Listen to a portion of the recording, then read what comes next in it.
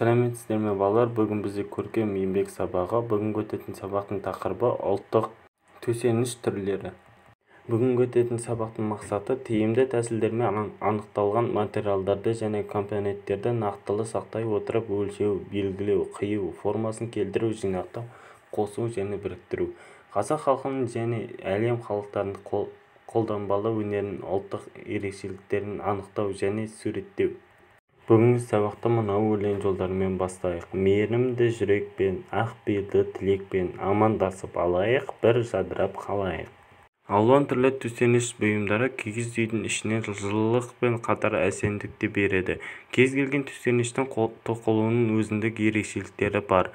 Түкті және тықыр кілемдер арнайы жабдықталған құралдарды тоқылады. Жіптер алдын ала қажетті түстерге боялып, кілемнің ою-өрнек үлгісі дайындалады. Киіз сыртынан жел көтермес үшін екі белдеу арқан тартылады. Үйге қолданылатын арқан түрлері де көп. Шаңырақты желбау деп аталатын бау болады. Ол желді күні шаңырақты бастыруға көшкенде байлауға қажет. Жай күндері үйге әсемдік көрік беріп тұрады. Киіз малдың жүнінен қалың, тығыз етіп басылған төсеніш. Ол қыста жылы, ал жазда ыстықты қорғайды, әрі таза. Киізден әртүрлі бұйым жасау қазақ халқының ежелгі кәсібі. Тықыр кілемдердің ішінде киізден жасалған текемет сырмақтың рөлі ерекше. Текемет бетіне түрлі түсті ою-өрнек басылған үй жиһазы.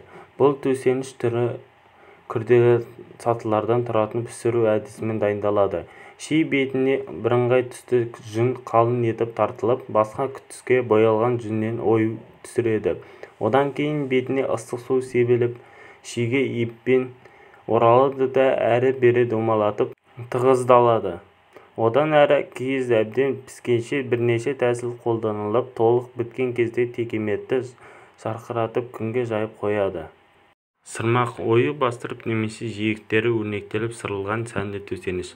Сырмақ жасалатын киіз не шымқай ақ, не шымқай қара болуы шарт.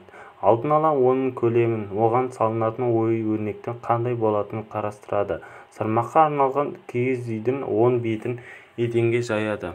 Таңдап алынған ою-өрнектердің қағаз бен теріге түсірілген үлгісін киіздің үстіне салып, сол үлгінің ізімен өткір пышақпен не қайшымен қиып алады да сырмақ бетіне салады.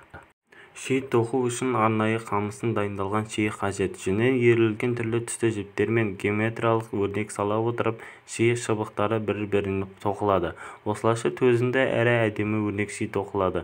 Байқаған боларсың, халқымыздың ұлттық төсеніштері алуан түрлі. Олар бір-бірінен тек дайындалу тәсілімен ғана емес, сондай-ақ сыртқы түрімен де ерекшеленеді. Сырмақтардың өрнегі анық болса, текеметтердің өрнектері көмескіленіп тұрады. Оқушылар, бүгінгі өткен сабақты смайликтер арқылы қорытындылаңдар.